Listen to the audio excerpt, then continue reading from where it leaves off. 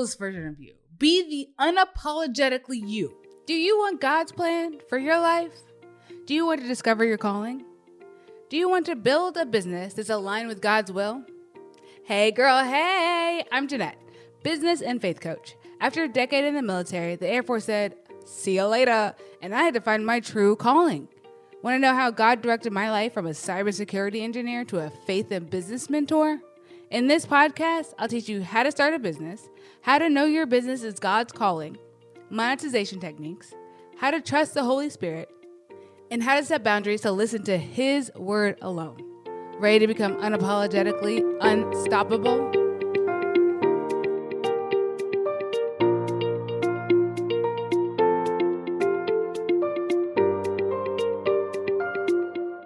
Hey girl, hey. Happy Friday. So I was thinking about this episode, and normally on Fridays I do something faith-filled. And today I want to talk about being full in general, just being full. And so when I think of being full, obviously the first thing I think of is like Thanksgiving. I used to love Thanksgiving. I used to love Thanksgiving. I used to love the turkey. We would do turkey and ham, yams, and sweet potatoes, and green bean casserole, cranberry sauce from a can, gravy with the giblets, stuffing and dressing, creamed corn and corn on the cob. It would just be like full out feast. And I remember going to my aunt's house and us just like eating. We'd get some, then we'd wait a couple hours, then we'd eat some more, and then just like be gluttonous, really. Just full on, overstuffed. It sounds disgusting, honestly. But being so full of all the food and just be happy about it. You know what I mean? As a kid, I would just be happy about being full. And then 10 minutes later being like, I'm hungry, or I'm going to take a nap. Got the green beans. I got the mac and cheese. I got the stuffing and the mashed potatoes and the gravy. Better stop before I start getting hungry myself. But like, it's only one day. We're only full for that one period of time. And then we don't ever eat that much again until the next year, really. Like we might have a meal for Christmas. We might eat some leftovers, but we're never that full again. Not till the next year. And it's almost like, you know, when you're like at that point on Thanksgiving and it's like the unbutton your pants moment where you're just like, oh, or it's like digging into your skin because your pants are so tight. Don't act like you've never been there. I don't want to hear it. Okay. I've been there. And so have you. Let's be real. But like that feeling of being so full. And it's kind of uncomfortable. It doesn't feel great. You're like, oh, I should have done that. Oh, it's too much. But then it goes down and you feel fine and then you just go back to normal life. But what if we were constantly in that period that I'm so full, that so full feeling? I'm not talking about from like a body standpoint. I'm talking about what if I was so full of who I was created to be? What if I was so almost uncomfortably full of who I am? Sometimes I think that we're in that, I'll just lay back and be okay with who I am right now and not actually think about who we were designed to be, what I bring to the table, why I'm here on this earth, what my purpose is, what my kingdom purpose is, who I'm here to serve, the Lord, and what it means to be 100% stepped into that fullness. Now go back to that Thanksgiving belly. It's going to be uncomfortable. Not always going to feel great.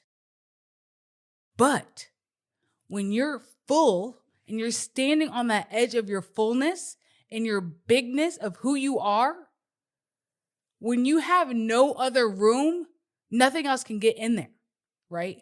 When you're full and you want that last piece of apple pie, you might not even be able to take a bite. So when you're standing 100% full in your exactly who you are-ness, your unapologetically unstoppableness, you know what happens? The devil can't get in there. When you meek down yourself to some place that you are not supposed to be, you small yourself in the name of, I don't know, in the name of people pleasing, or in the name of making sure that people are comfortable. That's when the devil gets in your head and says, oh, you're not good enough for that anyways. Oh, you shouldn't be doing that thing anyways. You should not make that membership. You should not stand on that stage. They will never call you when you ask them to be on their stage because you kind of suck, so don't even submit your application. Don't even try. Don't even try. Unless we're so full that we can't get anything else in there. Because when I'm full, strung up on the Holy Spirit, you can't tell me nothing, okay? You straight up cannot tell me nothing. I feel vindicated. I'm like flipping tables Jesus, okay? I love that version of me. And I'm not saying I want to flip some tables, which would be kind of cool. But I'm saying I am so convicted that what I'm doing for God is 100% right. It's so right. And it's so who I'm made to be that nobody can take this joy away from me. Nobody can take these fruits of my spirit away from me. I have peace and joy and contentment and love, and I am full up on Jesus. So we got to stand in that edge of the fullness. We got to stand in that, which means we got to keep reminding ourselves.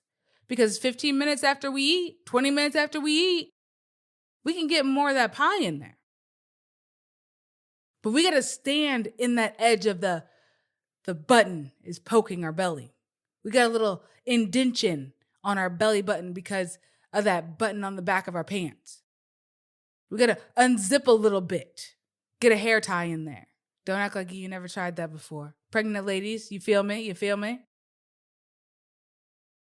Because we have a divine purpose. We have something that we're supposed to be so filled up with. That Holy Spirit is inside of us and it's just asking us to show up and show out. So that's what we need to do, ladies. We need to show up and show out in that fullness of who we were created for, what we were created for.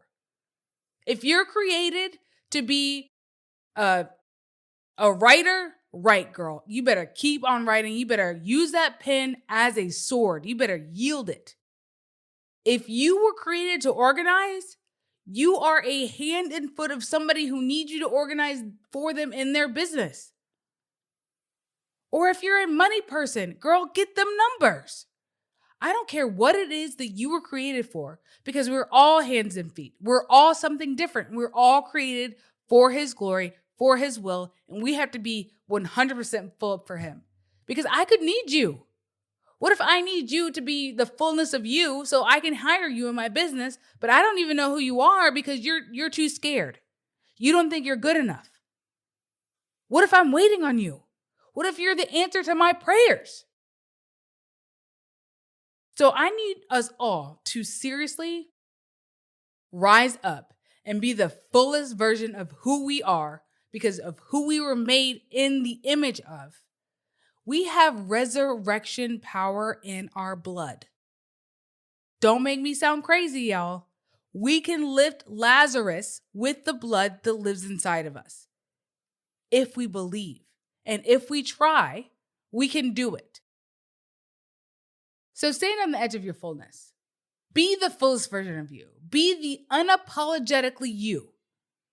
Not the mean girl version, the one that God made you to be, the one that's convicting others to do that, to live by the Bible, to bring the kingdom down on earth, who is a prayer warrior. Be unapologetically that person and be unstoppable in it.